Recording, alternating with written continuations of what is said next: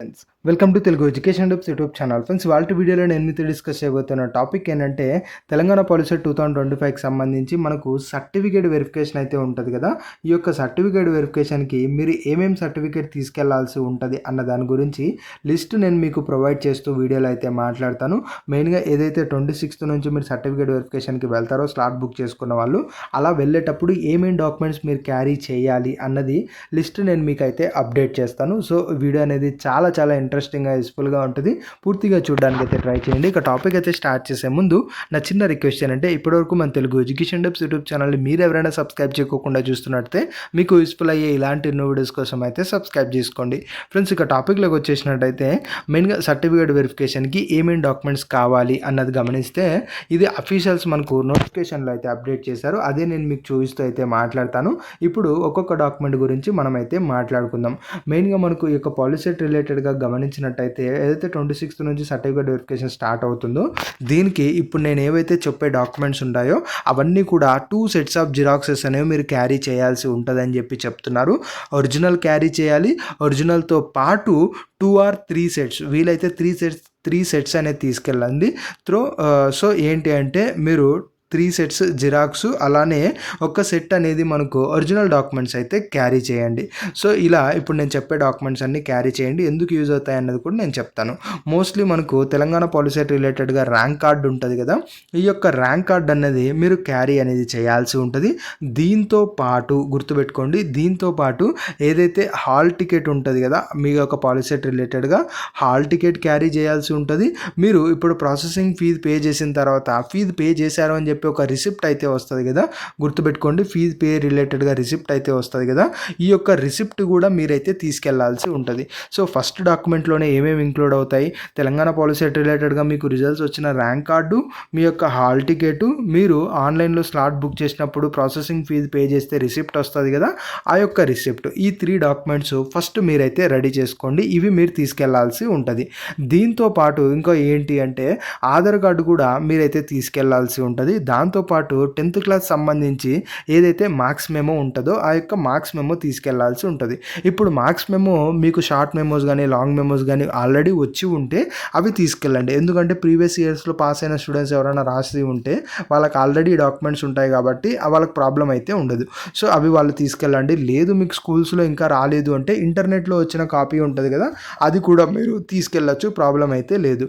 So అది మీరు తీసుకెళ్ళండి. దాంతోపాటు 4th క్లాస్ నుంచి 10th క్లాస్ వరకు స్టడీ సర్టిఫికేట్స్ ఉంటాయి కదా, అది కూడా మీరైతే తీసుకెళ్లాల్సి ఉంటుంది. ఇక్కడ study certificates 4th class to 10th class అంటే ఎగ్జాక్ట్గా అదే పీరియడ్ అని కాదు. మేబీ ఇప్పుడు కొద్దిమంది ఎలా ఉంటారంటే, ఫస్ట్ క్లాస్ నుంచి 10th క్లాస్ వరకు ఒకే స్కూల్లో చదువుతారు, వాళ్ళకి 4th నుంచి 10thకి ఇవ్వరు, జస్ట్ ఫస్ట్ క్లాస్ నుంచి 10th క్లాస్ వరకు ఒకటే స్టడీ సర్టిఫికేట్ ఇస్తారు. అలా కూడా మీరు తీసుకెళ్ళచ్చు, ప్రాబ్లం అయితే లేదు. దాని తర్వాత మనకు టీసీ సర్టిఫికేట్, టీసీ అంటే ట్రాన్స్ఫర్ సర్టిఫికేట్, అంటే మనకు ఏదైతే స్కూల్లో మీకు స్కూలింగ్ అయిపోయిన తర్వాత టీసీ ఇస్తారు కదా, ఆ యొక్క టీసీ అయితే ఉండాలి. దాని తర్వాత income certificate, EWS certificate, caste certificate, ఈ 3 కూడా మ్యాండేటరీ డాక్యుమెంట్స్ అయితే కాదు. ఎవరికైతే ఇవి ఎలిజిబుల్ ఉన్నారో వాళ్ళకి ఈ డాక్యుమెంట్స్ ఉంటాయి కాబట్టి వాళ్ళు మాత్రమే తీసుకెళ్లాల్సి ఉంటుంది. ఇప్పుడు మేము ఎలిజిబుల్ అయ్యే డాక్యుమెంట్స్కి, కానీ మా దగ్గర ఈ డాక్యుమెంట్స్ లేవు అంటే తీసుకెళ్ళకపోయినా ప్రాబ్లం అయితే లేదు. బట్ ఈ యొక్క income certificate, EWS certificate, caste certificate రిలేటెడ్గా ఉన్న బెనిఫిట్స్ని మీరు పొందాలి అనుకుంటే మాత్రం ఖచ్చితంగా మీరు ఈ డాక్యుమెంట్స్ అనేవి తీసుకెళ్లాల్సి ఉంటుంది. సో ఇన్కమ్ సర్టిఫికేట్ తీసుకెళ్తున్నట్టయితే ఖచ్చితంగా అది మనకు 2025లో తీసుకున్నది అయితే ఉండాలి అని చెప్పి క్లియర్గా అయితే మెన్షన్ చేస్తున్నారు. దాంతోపాటు ఈడబ్ల్యూఎస్ తీసుకెళ్తున్న వాళ్ళు అయినట్టయితే 25 to 26 రిలేటెడ్గా ఏదైతే వ్యాలిడిటీ ఉంటుందో అది మాత్రమే తీసుకెళ్లాలని అయితే చెప్తున్నారు. క్యాస్ట్ సర్టిఫికేట్కి మాత్రం మనకు వ్యాలిడిటీ ఏం మెన్షన్ చేయట్లేదు, కానీ మీరు ఏ ఇయర్ అయినా పర్వాలేదు అన్నట్టే వీళ్ళు క్లియర్గా అయితే చెప్తున్నారు. సో మోస్ట్లీ 2025లో తీసుకున్న క్యాస్ట్ సర్టిఫికేటే మీరు తీసుకెళ్ళడానికి అయితే ట్రై చేయండి. ఈ డాక్యుమెంట్స్ అయితే రెడీ చేసుకోండి. దీంతో పాటు ఇంకా కొన్ని డాక్యుమెంట్స్ అయితే ఉన్నాయి. ఇంకా కొన్ని డాక్యుమెంట్స్ ఏంటి అంటే, ఇవి మనకు అందరికీ కూడా వర్తించవు, కేవలం కొద్ది మందికి మాత్రమే వర్తిస్తాయి. ఆ యొక్క డాక్యుమెంట్స్ ఏంటి అంటే, రెసిడెన్స్ సర్టిఫికేట్, అలానే మనకు నాన్ లోకల్ క్యాండిడేట్స్ ఎవరైతే ఉన్నారో వాళ్ళ రిలేటెడ్గా సర్టిఫికేట్ అనమాట. ఇవి మనకు అందరికీ ఉండవు. ఎవరైతే వేరే స్టేట్ నుంచి వచ్చి ఇక్కడ సెటిల్ అయిన వాళ్ళు కానీ, లేదంటే నాన్ లోకల్స్ ఎవరైతే ఉన్నారో వాళ్ళకి సంబంధించి కానీ ఈ యొక్క డాక్యుమెంట్స్ అయితే ఉంటాయి. ఇవి మనకు మీ సేవలు అయితే ఇస్తారు. ఆ యొక్క డాక్యుమెంట్స్ అయితే మీరు తీసుకెళ్లాల్సి ఉంటుంది. దాంతోపాటు ఏదైతే మనకు మైనారిటీ మైనార్టీకి చెందిన వాళ్ళు ఉంటారు కదా, మైనార్టీ చెందిన వాళ్ళు కూడా మనకు ఈ యొక్క మైనార్టీ సర్టిఫికేట్ అనేది తీసుకెళ్తే మేబీ మీకు ఫీజు రియంబర్స్మెంట్ రిలేటెడ్గా మేబీ ఎగ్జామ్షన్స్ అయితే ఉండొచ్చు. సో కాబట్టి మీరు మీ యొక్క మైనార్టీని ప్రూవ్ చేసుకోవాలనుకున్నట్టయితే 10th క్లాస్ సంబంధించి మీరైతే టీసీ తీసుకెళ్లాల్సి ఉంటుంది. దాంతోపాటు ఎవరి దగ్గరన్నా స్పెషల్ కేటగిరీ సర్టిఫికేట్స్ ఉన్నట్టయితే అవి కూడా మీరైతే తీసుకెళ్ళచ్చు. ఆ యొక్క స్పెషల్ కేటగిరీ సర్టిఫికేట్స్ ఏంటి అంటే ఫిజికలీ హ్యాండిక్యాప్ కానీ, లేదంటే క్యాప్ కానీ, లేదంటే ఎన్సీసీ కానీ, స్పోర్ట్స్ కానీ, ఇవి ఏవైతే ఉన్నాయో ఇవి కూడా మీరైతే తీసుకెళ్ళచ్చు ఈ యొక్క స్పెషల్ కేటగిరీ సర్టిఫికేట్స్ రిలేటెడ్గా. కాకపోతే ఈ యొక్క స్పెషల్ కేటగిరీ సర్టిఫికేట్స్ ఏంటి అంటే ఓన్లీ మసబ్ ట్యాంక్ ఏదైతే హైదరాబాద్లో కాలేజ్ అయితే ఉందో అందులో మాత్రమే వెరిఫై చేస్తారు. దానికి సంబంధించిన వెరిఫికేషన్ డేట్స్ కూడా ఇక్కడ మీరు గమనించవచ్చు. ఎవరి దగ్గరైనా క్యాప్ కానీ, స్పోర్ట్స్ కానీ సర్టిఫికేట్స్ ఉన్నట్టయితే వాళ్ళు 26th వెళ్ళండి. అలానే మనకు ఫిజికలీ హ్యాండిక్యాప్ మనకు ఆంగ్లో సర్టిఫికేట్ ఉన్నట్టయితే అది 27th వెళ్ళండి.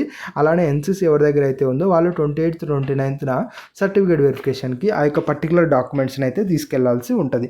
అంటే ఇప్పుడు ఓవరాల్గా ఫైనల్గా చెప్పేది ఏంటంటే ఇప్పుడు మనకు ఇన్కమ్ సర్టిఫికేట్ వరకు మనం ఎన్నైతే డిస్కస్ చేసామో తెలంగాణకు సంబంధించి హాల్ టికెట్, పాలిసెట్ రిలేటెడ్గా ర్యాంక్ కార్డు, మీరు ఫీజు పే చేసిన రిసిప్టు, దాంతోపాటు Aadhaar card, 10th class marks memo, 4th class to 10th class study certificate, TC, అలానే ఇన్కమ్, ఈడబ్ల్యూఎస్, క్యాస్ట్, ఇంతవరకు ఈ డాక్యుమెంట్స్లో మీరు అప్లికబుల్ అయ్యి ఉన్నవి ఏవైతే ఉంటాయో అవన్నీ కూడా మీరు తీసుకెళ్ళండి.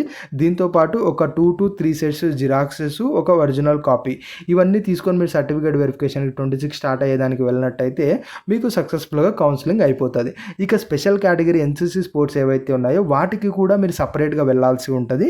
వాటికి వెళ్ళేటప్పుడు ఈ పైన ఉన్న డాక్యుమెంట్స్తో పాటు ఏదైతే ఎన్సీసీ స్పోర్ట్స్ క్యాప్ డాక్యుమెంట్స్ ఉంటాయి కదా అవి కూడా ఇంకొక 2 సెట్స్ ఎక్స్ట్రాగా జిరాక్స్ తీసుకొని ఓవరాల్గా అవి కూడా ఒక 3 సెట్స్ జిరాక్స్, ఒకటి ఒరిజినల్గా అయితే తీసుకొని ఇందాక నేను చూపించిన డేట్స్ ఏవైతే ఉన్నాయో అందులో మీరు సర్టిఫికేట్ వెరిఫికేషన్కి అయితే వెళ్ళాల్సి ఉంటుంది. సో ఓవరాల్గా ఈ డాక్యుమెంట్స్ అన్ని రెడీ చేసుకోండి. ఫర్దర్గా మీకు ఏదైతే సర్టిఫికేట్ వెరిఫికేషన్కి వెళ్తారో అప్పుడు డెఫినెట్గా ఈ డాక్యుమెంట్స్ అనేవి అడుగుతారు, ఇవే తీసుకెళ్లాల్సి ఉంటుంది. ఇది ఫ్రెండ్స్ మెయిన్గా వీడియోలో అయితే తెలుసుకున్నది. ఫ్రెండ్స్ ఒక చిన్న రిక్వెస్ట్ ఏంటంటే మనకు ఎడ్యుకేషన్ ఛానల్తో పాటు బ్లాగ్ ఛానల్ కూడా ఉంది, తేజ బ్లాగ్స్ అండ్ ఫ్లేవర్స్ అని. ఇంట్రెస్ట్ ఉన్న వాళ్ళు ఒకసారి అయితే గమనించండి. డిస్క్రిప్షన్లో అయితే లింక్ అయితే ఇస్తాను, ఒకసారి అయితే గమనించండి. ఇది ఫ్రెండ్స్ మెయిన్గా వీడియోలో తెలుసుకున్నది. వీడియో నచ్చినట్లయితే లైక్ చేయండి. మరి ముఖ్యంగా మన తెలుగు ఎడ్యుకేషన్ టిప్స్ యూట్యూబ్ ఛానల్ని మీరు ఎవరైనా సబ్స్క్రైబ్ చేయకుండా చూస్తున్నట్లయితే మీకు యూస్ఫుల్ అయ్యే ఇలాంటి ఎన్నో వీడియోస్ కోసం అయితే సబ్స్క్రైబ్ చేసుకోండి.